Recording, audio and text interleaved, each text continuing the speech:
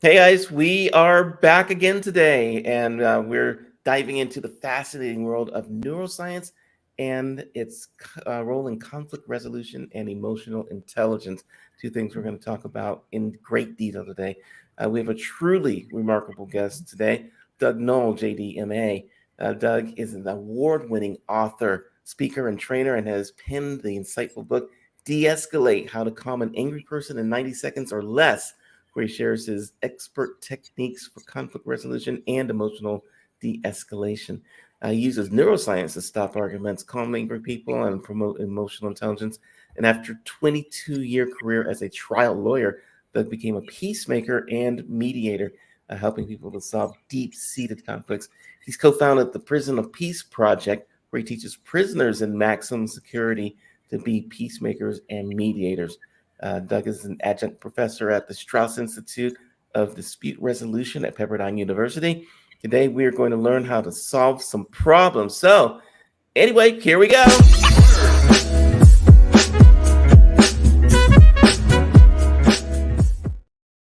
Doug, I am excited to talk about this. I've really been looking forward to it for days. So, um, welcome.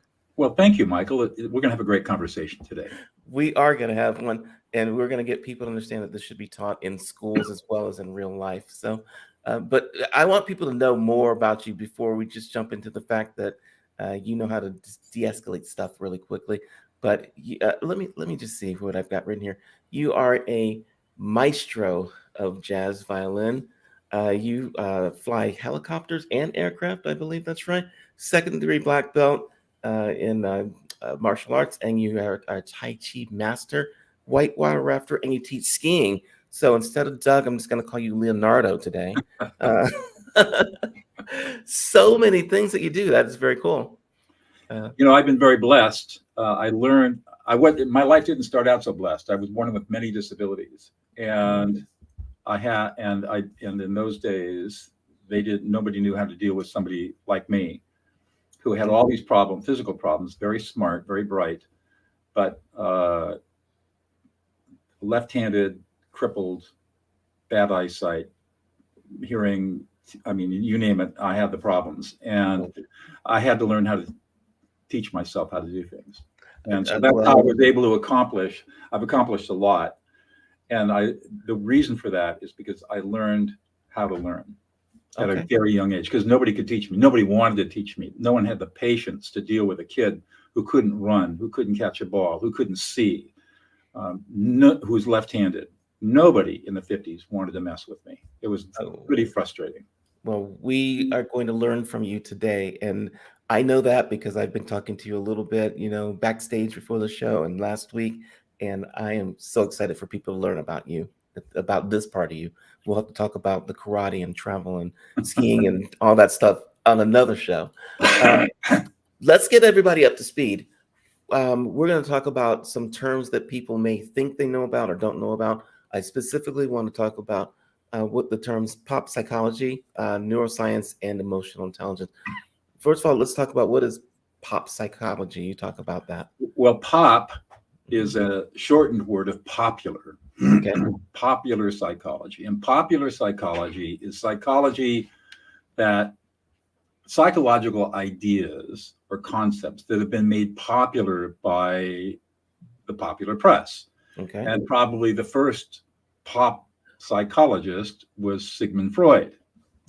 And he wrote a number of books. And his later books were the ones that became immensely popular in the lay public, people who haven't studied this stuff. And the problem is that everything that he taught was wrong. There's no science to support anything that he taught. But we hear things today about catharsis and, the whole concept of listening therapy, psychoanalysis. And there is literally no science to support any of his theories of mind. Now, that doesn't take away from his genius. The guy was a genius because he was the first person to start thinking about, well, what's going on? What are these things we call emotions? And what's a neurosis and what's a psychosis? And why do we have these problems? How do they develop? The problem was his data set were 16 upper middle class Viennese women in their 40s and 50s. That was his data set right there. That was his data set. No men Uh-huh. and white Austrian upper middle class women. Gotcha. Every theory of mind that he developed from those 16 women. Okay, and that is a big example of pop psychology. We all know it. We all have problems with our mothers and fathers, and we have its egos and super egos. So we're going to let that go for a minute. The reason that his ideas caught on is because they made sense. They comported with our everyday experience of human behavior. The problem is that our everyday experience of human behavior and our assumptions around what it means to be human are based on a 4,000-year-old myth. And neuroscience is showing us that we are not who we think we are. The way we process information is completely different. Okay, so talk about that term. Talk about neuroscience as opposed to pop or popular psychology. So Freud was actually one of the earliest neuroscientists before he went into psychoanalysis. In his very early years, in the 1880s, he was actually studying and dissecting planaria. Planaria are flatworms. And the reason that planaria are studied is because their central nervous system is very simple and easy to look at with a very low-powered microscope. And of course, in the 1880s, they don't have the technology they had today. From there, the only way that scientists could study how the brain functions is primarily through pathology. In other words, dissecting brains after people have died and trying to find out what was not functioning, and also mapping anatomical structures in the brain, the physical anatomical structures, and then looking at people who were injured, had brain injuries, and how did their behavior change, and what part of their brain was destroyed, or it's called brain lesion studies. Okay. And then scientists started studying with mice, and they would take mice and they would disrupt or cauterize different parts of the brain, and they would want to see how did the mouse's behavior change. So that was all pretty much 20th century until the 1990s, when functional magnetic resonance imaging technology was developed. And basically, fMRI studies allowed scientists for the first time to watch a human brain in operation without invasive surgery, without anything. And basically, what fMRI does is it looks at blood flow. Blood has hemoglobin in it. Yes. Hemoglobin has a lot of iron in it. So if you put a big magnet around my head, I can see where the hemoglobin is accumulating in the brain, which is an analog to, if there's blood in that part of the brain must be active. There must be some activation going on. So we can see when we give the subject some kind of stimulus, external stimulus, we're going to see blood flow activate in the parts of the brain that are processing information more than other parts. So, okay, so we're going to hold on to that one. Okay. And then the last thing I want to make sure everyone understands and we can talk about is emotional intelligence, because I don't know what people know about other intelligence, but what is emotional intelligence? So two psychologists, Peter Mayer and John Solovey, and they actually had one other colleague whose name escapes me at the moment. In the 1980s, we're studying the idea that there's more than one kind of intelligence. Everybody knows about the Stanford-Binet test, the IQ test. So we have the intelligence quotient. That's been around for a long time. These guys were thinking that, well, intelligence is a lot more than just how well you can solve puzzles in a time limit. And so they started coming up with the idea of social intelligence. And one of the types of social intelligence they began to think about was what they called emotional intelligence. Okay. And they wrote a bunch of seminal papers in the late 1980s and the early 1990s. And a New York Times science journalist who happened to be a PhD in psychology, Daniel Goleman, picked up on their work. And he wrote a book. It was published in 1995, Emotional Intelligence, Why It Matters More Than IQ. And he has made a bazillion dollars on this concept of emotional intelligence. The problem with emotional intelligence is that once you move outside of academia, people make all kinds of claims around emotional intelligence that just are unsupported by science. And so if you look at the academic literature that's been developed over the last 30 years, and then you compare it to the commercial emotional intelligence training worlds. They're in different universes. Gotcha. So what I figured out was that, number one, if you talk about learning emotional intelligence, you can't learn emotional intelligence, just like you can't learn IQ, because an emotional intelligence is an assessment. It's a test. Okay. What you can do is you can develop emotional competency, which are certain teachable skills, learnable skills that will increase your emotional intelligence as measured by, for example, the Mayer-Salovey-Caruso emotional intelligence test, the MSET, which is the gold standard for measuring this stuff. And there are 3 basic emotional competencies that you can master. 1, emotional self-awareness. What am I feeling right now? 2, emotional self-regulation. How do I behave even though I have this emotion that's telling me to react? How do I behave around that? How do I regulate my behaviors around my emotions? And number 3, empathy, cognitive and affective empathy. And what I've learned through a series of discoveries and a lot of research and a lot of field work is that when you learn cognitive empathy, which is called affect labeling, you automatically develop emotional self-awareness and emotional self-regulation. So just by learning the skill of affect labeling, your whole life changes forever. Gotcha. You know, this, I said this to you before the show, that this stuff ought to be taught in school, and that we need to learn these skills as kids, so that life becomes easier and better and doable. That's right. Yeah. Let me just say, I just watched a colleague of mine sent me a YouTube video yesterday of a 4-year-old who was demonstrating self-affect labeling. It was a 2.5-minute video. It was the most profound thing I've seen in a long time. When a 4-year-old can label his emotional experience and talk about what he was feeling and why he felt it, I mean, it was unbelievable. And I said, this is how every 4-year-old has to have this skill. How did the 4-year-old learn this? Parents. Well, okay. So he's going to grow up, he or she or they are going to grow up to be a well-balanced person who can. I'm going to tell you more than that, because what the studies show is when you start teaching 2, 3, and 4-year-olds how to manage their emotions, they become emotionally competent. By the time they're 12 years old, all the studies show they're 2 grade levels ahead of their peers academically. They have the emotional maturity of a 21-year-old. They make better decisions, and they are well liked by all of their peers and adults around them. They're completely different human beings than their peers. I love that. I want to jump into a juicy topic here with you. The prison project that you do, and teaching prisoners maximum security. And when we think, at least when I think maximum security, I'm thinking people who have murdered other people, knives, guns, drugs. I think Charles Manson. Charles Manson. I taught for 3 years, 100 feet from his cell. Wow. Okay.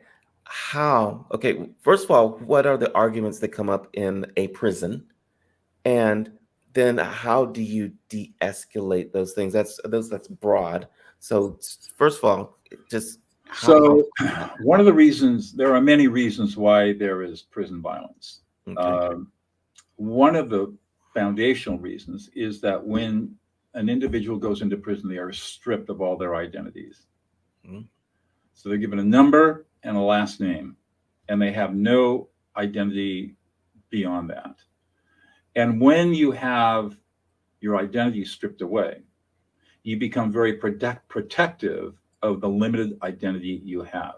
So the slightest insult can explode into violence because you are protecting your identity. And of course, these people are in prison in the first place because they didn't have the skills to deal with upset and emotions on the outside.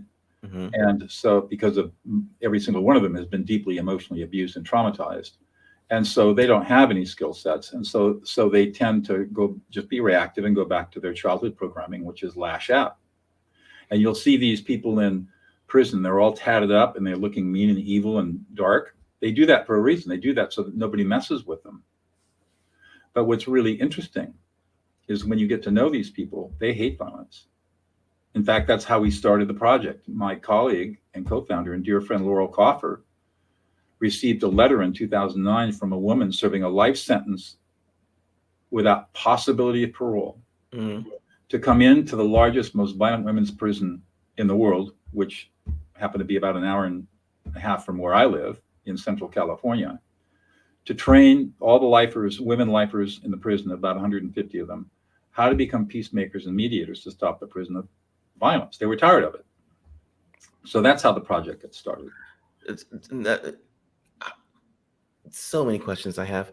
So you're walking into this environment, and you just said it's a violent environment, but also nobody really likes this environment that's in it. They don't condone violence, I guess, is what you're saying. No. They will use violence as an instrumentality for power and control.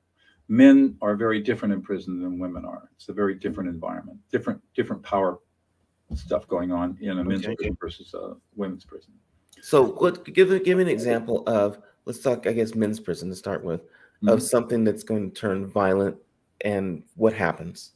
Well, in men's prisons, I mean, all prisons are divided into yards. I'll say most prisons in California have yards. So you'll have a yard, B yard, C yard, and a D yard, for example. And each yard, a typical California prison will be between 800 and 1,200 people living on that yard. Wow. Some yards are run by gangs. And so you'll have the gang will be in the yard, and the gang leaders will control the yard. They control everything. Okay. And if you can't do anything violent unless you get permission from the yard boss. And so if people step out of line, they get brutalized as a message to everybody: toe the line and obey. So the men's prisons on some of these higher level security yards are organized to stop violence. So it's a controlled violence. And if you step out of line, or you're in the wrong gang, or you do the wrong thing, you're going to get a knife, or you're going to get beat up, or you're going to get raped, all kinds of horrible things. Those are typically in California level 3 general population yards. There are other yards where that does not exist, and you have a general population, and people in those yards oftentimes are trying to program themselves to get out of prisons. They're going to school, they're getting their education, they're doing vocational training. They do whatever they can to help themselves. So that's a different kind of yard. Those are the yards that we worked in. We didn't work in gang yards. The gangs didn't want us. Right. We would take power away from them by teaching people how to de-escalate. So we worked in level 4, the highest level, supermax prisons. I worked in Corcoran State Prison, where Charles Manson was housed for 3 or 4 years before the pandemic. And level 4, in that prison, I was working with men who were coming out of gangs. They were in a gang deprogramming program. First time I met them, I was in this dungeon, and I had a circle of 20 cages around me in a half circle. And the men were in leg and arm shackles inside cages. And those were my students. Okay, so they're in cages, in shackles, and you're in the middle teaching them how to de-escalate violence, and they're living literally in physical violence now. That's right. So how do you start that and that process? First of all, you have to get them out. First of all, people, we have a process. We announce that Prison of Peace is going to be starting in the yard, and we have an orientation session. Well, we didn't do it at Corcoran. I'm not sure how we got started in Corcoran, but in a typical yard, we would go into a gymnasium, and there would be an invitation, and we'd get maybe 100 men or women would come in, and for an hour, and we would give them the orientation, and we would tell them what Prison of Peace is. It's a very rigorous training program to teach them how to become effective mediators and peacemakers to stop violence. And we do everything we can in that orientation to dissuade them from joining the program. Why? Because it's rigorous, and we know there's going to be, if we don't, we only want the people who are really attracted to it. They really feel it in their heart, that they feel it as a calling. We don't want the people who are just coming in because they want to get off the yard and come into an air-conditioned space and basically goof off. We don't want those people. We want the people. There is a certain percentage of people on every yard that we have gone into who have felt drawn. They don't know why they feel drawn to the program, but something about it resonates with them. Okay. Those are the people we want. And we try, in every prison, we'd start off with 25. Our very first cohort would be 25 people. And then Laurel and I spent months as professors and trainers, and we've been doing mediation training. And, both of us are extremely well known in our profession internationally. And we took all of our combined knowledge and experience and devised a curriculum with the assumption that not one of our students had any social skills that would be useful in mediation. If you do a regular community-based mediation program, people come in and they got some skills, right? And all we're doing is teaching them, adding on, leveling up, but they have some basic skill sets. In prison, no, zero skill sets. So to answer your question, the very first thing we teach them as a skill is how to listen. We call it reflective listening, and we teach them the 4 levels of reflective listening: mirroring, paraphrasing, core messaging, and affect labeling. And that's the foundation of our entire program. Does your student population, the people you're teaching, do they include in the level of prison that you're in, the yard bosses? And no, we don't, because we didn't work. We were not welcome in yards that were being run by gangs. Okay, so the populations you're working with are people who basically can get along and there's not a hierarchical leadership. Well, there tends to be a hierarchical leadership, but it's not enforced with violence like in a gang yard. Okay. There were always leaders in every yard, and typically the leaders were the ones that we started working with first. They saw the power of what we were doing, and so we would get the leaders. That's what I was asking. So you get, and then ultimately those leaders became trainers. It took 3 years to take somebody who didn't know anything and get them to a level where they could actually start teaching other people how to do it. Are the people that you're training life with no possibility of parole, or just life and long-term sentences? Okay. So you can have a life sentence and still get parole. Correct. 25 to life, for example. We wanted to work with the long-term populations because we were going to invest 3 years in a prison, and we wanted people there to be there for a while to teach other general population incarcerated people how to become peacemakers and mediators. So we wanted to cadre people that were not going to get out for a while. Okay, give me an example of somebody who's now been trained up. There's steps since it's three-year program, but somebody who's actually been trained up and there's a violent situation happening or getting ready to happen, and how that was mediated by somebody that you trained. I'll tell you one of the early stories. Okay. We were in the women's prison, Valley State Prison for Women, and we came in to do on one of our Wednesdays, come in and train our people. And the women told us this story. She changed her name. Her name was Shelby Harris, Black woman, very powerful, charismatic woman. And we heard the story of the week before, the women gangs, they were lining up on the yard to go into a melee, and all the correctional officers were running out with all their riot gear. Shelby walks out. She grabs one leader and another leader by the neck, walks them over to the fence, slams them against the fence, mediates the dispute right there, and that's the riot never started. Wow. Okay. So she was strong enough to just say, "Come with me. We're talking." Yep. Okay. We're going to talk. All right. That was kind of an amazing story, but that's the level of competency that we train to. Okay. I want to, since most of our audience is not going to be in prison right now, I want to talk about stuff. Yeah.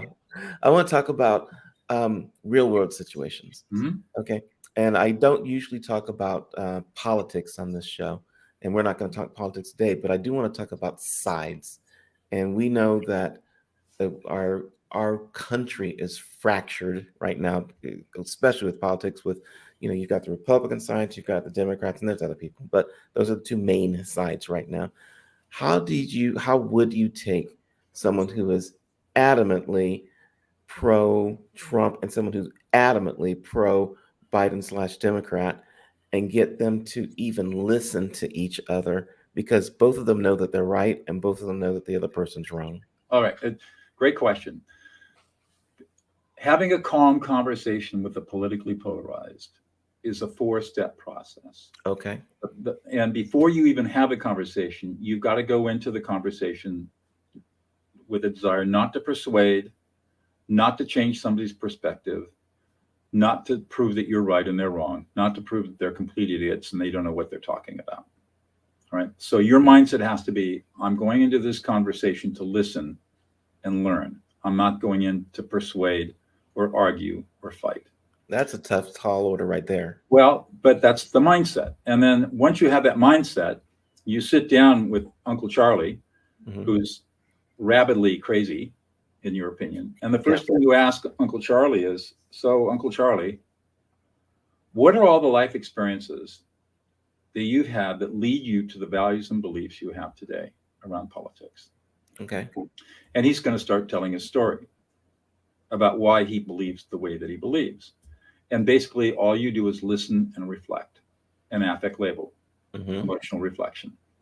The second question then is, so Uncle Charlie, how do your values and beliefs help you in your day-to-day decision making and how you navigate through life? Okay. Again, Charlie tells stories and you affect label. Third question, Uncle Charlie, what do you do with, how are you around people who disagree with you, who have radically different values and beliefs? And, the first snarky comment is, well, of course, I take my rifle out and I shoot them. That's almost always a response from the right. And so you just laugh and you say, no, really, how do you deal with that? And you reflect what they say because you're really listening.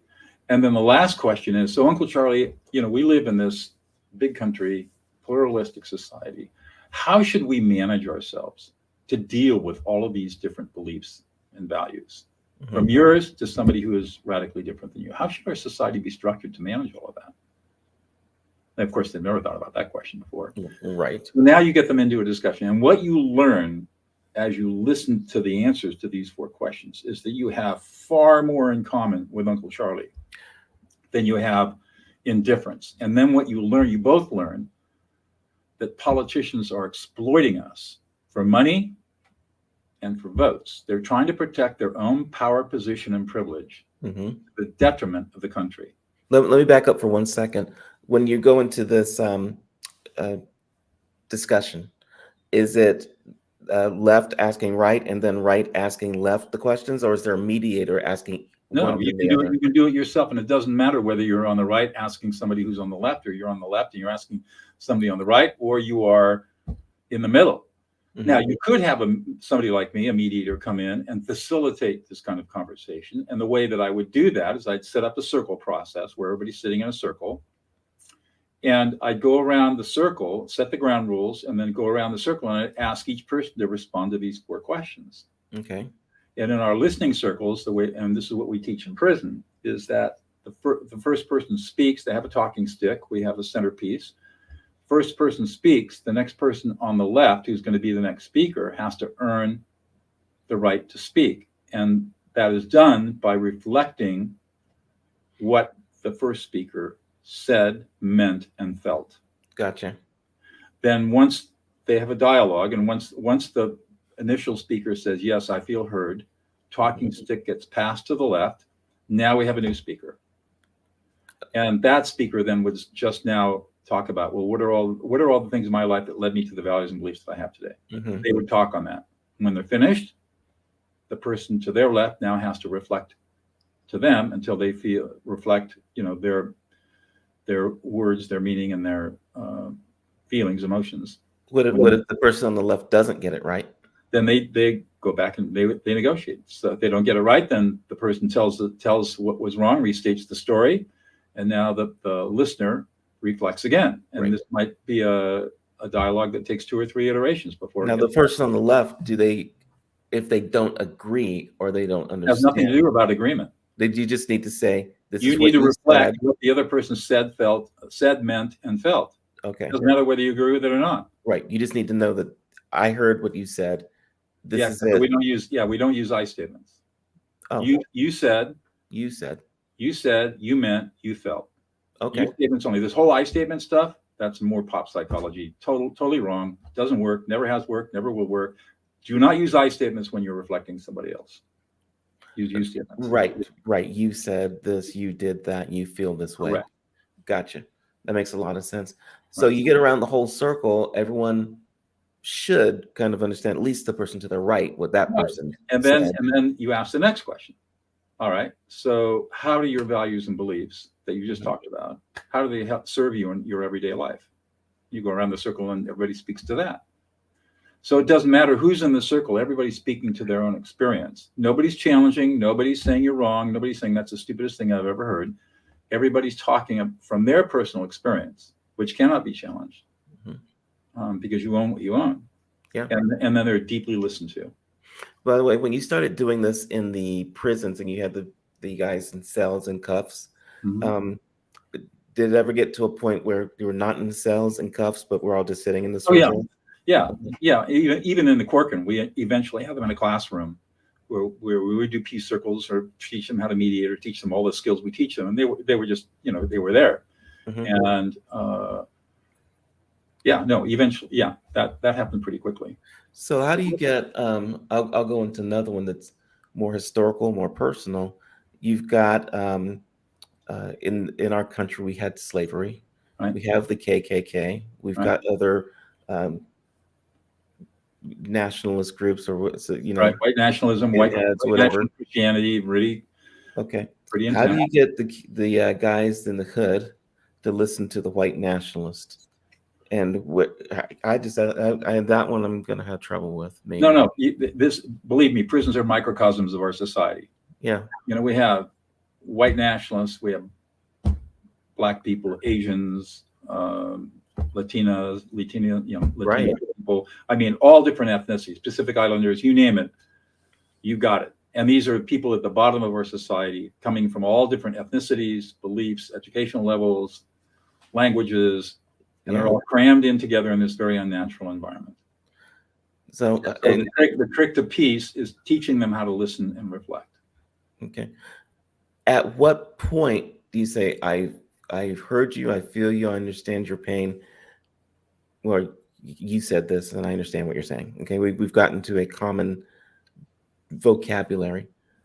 How does that become peaceful if they still don't agree? Well, so you can, first of all right, so we teach them in the first module, the peacemaking circle keeper workshop, circle keeper module. We teach them how to listen, and then we teach them how to be a circle keeper. And I just described the circle keeping process. So that's the first thing they learn. And what they learn as they are circle keepers is that people can have very diverse perspectives, and yet you may disagree with it, but you can still respect people for who they are. Yes. And you have a deeper conversation than you would ever have otherwise. And you learn who this person is as a human being. And so you can respect the human being, even though you might not agree with their values and beliefs. Their values and beliefs are just one part of who they are, but not all of who they are. And so we move away from stereotyping, which is one of the 3 ways of moral disengagement. Yeah, and it's interesting. I listen to sometimes these Senate hearings, where you bring in the experts and they're talking and answering questions for the senators. But I don't ever feel like the senators are listening. They're just coming up with their sound bites for the media. That's and right. Don't give a crap about what is actually being said. That's right. So in that environment, I don't see how anything actually ever gets done. It doesn't. Okay. Just wanted to make sure. No, it doesn't. Okay. So how would we fix those debates, discussions in the Senate so that we can't? They don't want to learn. Okay. They're not interested in that. The House of Representatives not interested in listening. Okay. They're interested. Look, get this. Politicians are only interested in one thing: protecting their power, position, and privilege. They are not interested in anything else. So whatever protects their power, position, and privilege, that's what they're going to do to get them reelected in their congressional district. Yeah. And if you got a congressional district that is MAGA, then the most MAGA person that can run for office is going to get elected, until somebody who's even more MAGA is going to get elected. Right. Once they get into Congress, they're already dysfunctional human beings because they can't listen. They can only listen to the people that they're like. They haven't learned how to negotiate. They haven't learned how to compromise. They haven't learned how to solve problems. They've only learned how to espouse a particular perspective. So now they're coming into a collegial body where compromise, negotiation, listening, solving problems is the purpose of the institution. Yeah. And they don't have any skill sets that allow them to do that. So what do? They revert back to what got them elected, which was, whatever extreme view they want to take on, to play to the media, which then is seen and heard by their constituents in their districts. So how do all of us, how many hundreds of millions of people there are in the U.S. right now, are being basically, I'll say the broad word, being controlled by right. A very small, not even percentage. It's like a 0% of right. the population. Right. So what do we do? The way I look at it is I don't care what political party you're in. Uh-huh. If you lead me to the light, I'll vote for you. If you lead me to the dark, forget it. So I look for people who are going to lead me to the light. And I'm an independent. I'm not a registered Democrat or a registered Republican. Yeah. There are, like Liz Cheney. Now, she has a lot of conservative views that I don't particularly agree with, but she is the leader of the light. Mm-hmm. I would follow Liz Cheney. Yeah. Joe Biden leads us to the light. He's always looking for the good. And you can argue about his politics and his policies, but there's a guy who he was not trying to destroy. He's trying to create. He's trying to lead us to the light. I can follow him. Mm-hmm. The politics of Liz Cheney and Joe Biden probably couldn't be any more different. Right. But they're both high integrity people that are trying to lead to the light. That's how I discern who to vote for. And so when we come around to election season, it happens that I live in the congressional. Kevin McCarthy's the Speaker of the House. I live in his congressional district. He's my congressman, as it turns out. I can't vote for Kevin McCarthy. He does not lead to the light. Okay. He leads to the dark. Or he caters to the dark in order to maintain his position as Speaker of the House. No integrity. I will not countenance that. Let me ask you a what if question. And again, in a minute, we're going to play a game of this or that. But Elon Musk wants us to, a lot of people want us to spread out in the solar system and go to new planets, moon, whatever. If you were setting up Mars, let's say all the infrastructure is ready to go, you can breathe in domes or whatever you have to do. What kind of like a society would you set up so that we don't have some of the problems that we experience here on our current Earth? How would you manage it? What would it look like? Well, we're never going to avoid the problems of human beings living with each other. Okay. What we can do is learn the skill sets that allow us to deal with the inevitable conflicts that arise, the fights and arguments that arise, in a way so that those fights and arguments essentially go away. Mm-hmm. And so the first thing that I would be doing is teaching people how to listen to each other. And then the next step is listening to each other and then engaging in the continuum of problem solving skills that exist so that we know how to work with the kinds of frictions that come up when human beings are living with each other. And the other thing we do is set up expectations. For example, in a democracy, there is going to be conflict. Mm-hmm. There are going to be opposing views. But in a strong democracy, you have the opportunity to speak. You have the opportunity to be heard. That's called procedural due process in the law.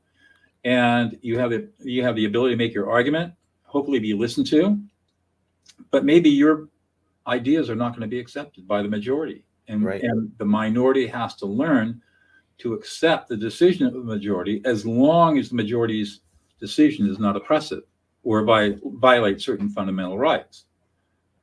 And so the expectation in any environment is that if we're going to have basically a democratic system where with the majority basically is going to call the shots and we have checks and balances for protecting the rights of the minority so they're not oppressed. But if you're not being oppressed and you simply disagree with the decision, you agree that you're going to support the decision. That's the expectation. And if you don't have that expectation, you don't belong in this community. Gotcha. Let me ask you, we started out with this, and I mentioned that it would be great if we actually taught this in schools. Like, how would one get this into schools? In other words, do we have to start with the parents at home, or do we have to start with teaching teachers, or do we have after school programs to teach kids how to do these negotiation life skills? That's how would we do that if we want to All change of the the above society? plus all of the above plus more. Okay. So let's just go through some of the things we can do. I have worked in schools. Okay. I train teachers and administrators how to listen. We've gotten phenomenal results. It's very difficult to break into school districts and school systems because they're extremely bureaucratic and they are under enormous pressure from all different directions. So when you show them this phenomenally powerful skill, because they are so distracted, it's very difficult to get their attention on something that can change everything. So one, we can start training teachers and administrators and school boards how to listen, the 4 levels of reflective listening. That would be a huge. I have taught teachers. I'm working with a teacher right now who is he's a science teacher, middle school science teacher in Kentucky. And what he's learned from me completely changes everything in the classroom control. He says it's changed my life. And now he's starting to teach other teachers how to do this. That's awesome. So that's one level. Another level that I think would be this would be beyond cool, is in pre-K schools, pre-kindergarten, daycares, and starting at about 2 years old in child care centers. Good pre-K, pre-kindergarten. A child before a child enters kindergarten, they have to master over 300 different skills. Most people don't know this. I did not know that. Yeah, they have to master 300. If they're going to succeed in school, they have to master 300 basic human skills before they can be successful in kindergarten. Pre-K programs should be, if they're good programs, they're helping these children, these toddlers, start mastering these skills. For example, putting a square peg into a square hole. That takes eye-to-hand coordination. It takes spatial processing development. It takes problem-solving skills. It develops patience. And it teaches trial and error, scientific method, just by not putting the ball in the square hole, but putting the peg in. Think about everything that has to happen in order for that simple little skill set to be developed. All right, multiply that by hundreds, and you can see what you need to learn. Well, one of the things that we can teach little children is how to listen to emotions. Nice. And so we should be engaged in training emotional competency from the time children start to verbalize at about 18 months. Parents won't be able to do it because they weren't taught how to do it. Right. Now, that doesn't mean they can't learn, but most parents are going to parent the way they were parented. So we have a cycle that goes on for generations. However, if you put a 2 or 3-year-old into a pre-K program where you got qualified teachers to start teaching children how to listen to emotions in a structured way, in the way that we teach it, that would be a profound shift. In 20 years, we'd be living in a different world. Yes, we wouldn't. We wouldn't be so afraid of the AI that's going to kill us because we already taught it from what we know. And crime would be dramatically reduced. The prisons would be greatly reduced. I mean, just all kinds of things, positive things flow from this idea. I would love to see this happen in life in general. I think it would be amazing if people learn to listen. I mean, this is all grounded on science. The scientific studies around this cannot be challenged. It's hard science. It shows how does the human brain develop? It develops emotionally. It doesn't evolve intellectually. And yet our whole educational system is based on training what's known as the task-focused system in the brain. Right. When what we should be focusing on is training what's known as the default mode or social system in the brain. That's where we should be focusing our training. It's completely ignored in education. I 100% agree with you. And you didn't even have to shift me to the patient, to the to the new way of thinking. I love what you're saying, and I love the way that you actually have a system for getting it out there. I want to let's do a little fun thing. I've learned a lot here. I want to learn more about Doug Noll. We're going to ask you some questions, this or that. You can answer one or the other, but not neither or both. Okay. If you have to explain yourself on any of them, you can. So it's just fun. Choose one or the other. There's you can, however you interpret the words is the right answer for you. Okay. We'll start super easy. Neuroscience or psychology? Neuroscience. There you go. Mediation or confrontation? Super easy. Mediation. Okay. Logic or emotions? Emotion. Speaking or listening? Listening. Teaching or learning? Learning. Okay, let's get a little more difficult. How about reading people's emotions or reading people's minds? Reading emotions. Okay.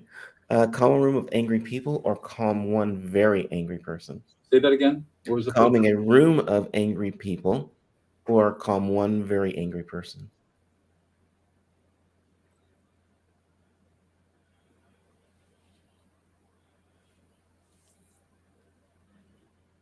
See, so contextual. It's really hard to answer. Right. It's meant to be. I would calm the room. Okay. Okay. You answered this earlier, but I want to make sure. Emotional intelligence, born or made? Emotional intelligence or what now? Born or is it made? It's made. Okay. Trust your brain or trust your gut?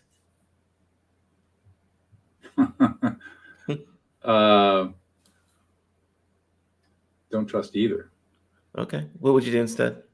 Learn the technique and learn. When you're talking about brain or gut, you're really talking about what kind of decision-making process you're involved in. So if you're trusting your gut, you're really talking about intuition. Intuition is a powerful way to make decisions, but only in a very narrow scope of decision-making. Okay.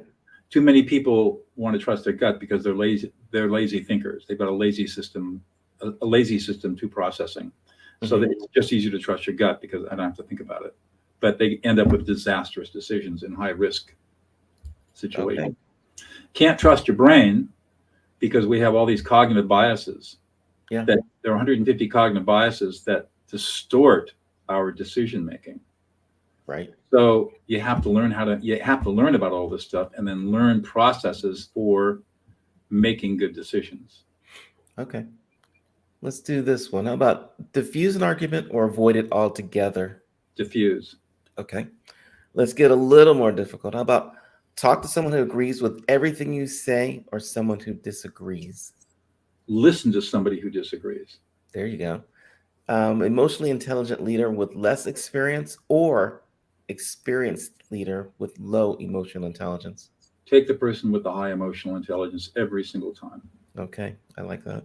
Live in a world without conflict or a world where conflicts are solved quickly? We don't want to live in a world where there's no conflict. We want to live in a world where there is conflict, but conflict is used as a tool for growth. Okay. How about win an argument but hurt the relationship or lose an argument but preserve the relationship? How about not arguing at all and preserve the relationship? Okay. That's what we're going to start teaching these pre-Ks. That's right. Be emotionally competent but not as happy or blissfully ignorant but happy? I will take emotional competency because in my experience, once you're emotionally competent, you're going to be much happier than being ignorant. Okay. Let's do some thought-provoking. Would you rather live in a world where everyone understands and controls their emotions perfectly but has less empathy, or a world where everyone is highly empathetic but emotions run high and unchecked? Well, the problem with those two statements is that we don't know. We're not defining empathy. Go ahead and define it. So empathy is the ability to read, assimilate, interpret, understand, and reflect back the emotional experience of another person.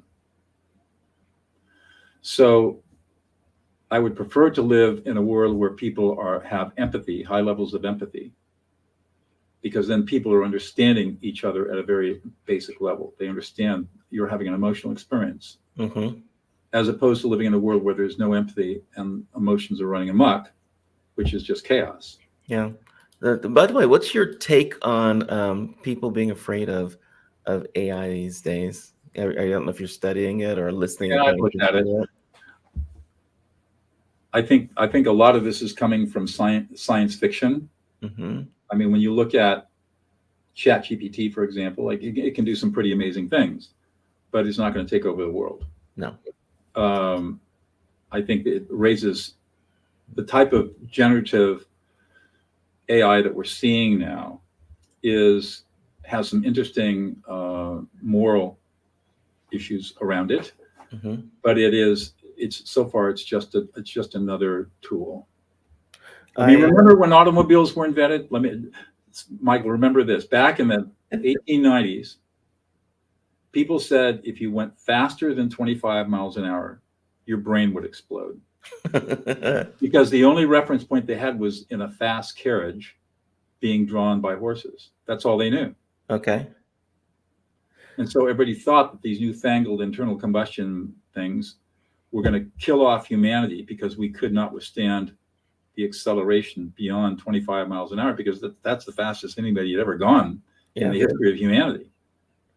And of course, it was totally wrong because it was a biased belief based on insufficient data. I think I totally jibe with that analogy, and I think that our AI is the same way right now. We're not even close to science fiction levels of AI, right? And people are worried about things that might or might not happen, but we're going to grow with them anyway. Well, and also remember that we're reading about all this fear mongering in the media, and why are editors and journalists fear mongering? So we can sell more things, and so we can stay in Exactly. control. We want more eyeballs on the page. Yeah. We want more clicks for the advertisers. Yeah. So we get fed. One of the great benefits of the internet, and I mean, I grew up in a non-internet world, as you did, but one of the great benefits of the internet is we have vast amounts of information that are available to us at any moment. All of human knowledge is essentially available to us. The problem is that that information is not curated for us. We have to be our own curators of knowledge and information. Back in the 50s and 60s, when we grew up, we were watching Walter Cronkite, right? Yeah. And Uncle Walter was the curator of the world news for us. Evening news with Walter Cronkite. We would watch ABC or NBC or CBS on a little black and white television screener, and then the 60s turned to color television. And all the information that we received from the newspapers to television was curated by editors and producers and presenters, so that we only saw the stuff that they wanted us to see. And we didn't have to worry about curating news because it was curated for us. Whether it's New York Times, the LA Times, Chicago Sun, Tribune, all these different newspapers, same thing. News was curated. Books, the only way you got a book published was by going through a big publishing house. They curated authors so that the information presented to us, I mean, it certainly was biased in many ways, but the point being that today, none of this is curated. Yeah, it's not that people don't stop and think because they don't know how to anymore. That's right. These are not the skills that we learned as children in the 50s and 60s are not the skills that children need to have today. Yeah, they need a completely different set of skills in order to deal with the information overwhelm. And they're not being taught those skills. We're still using a 19th century educational pedagogy in the 21st century. Gotcha. Let me ask you two more of this for that questions, a little bit deeper, but I think the first one's easy. The second one may be a little bit not tough, but more thought-provoking. So if emotional intelligence could be taught in school as a mandatory subject, would you replace it? Would prefer to replace a traditional subject like math or science, or should it be an additional subject, and how do you justify that? Well, that's an interesting question, because the whole core curriculum that was developed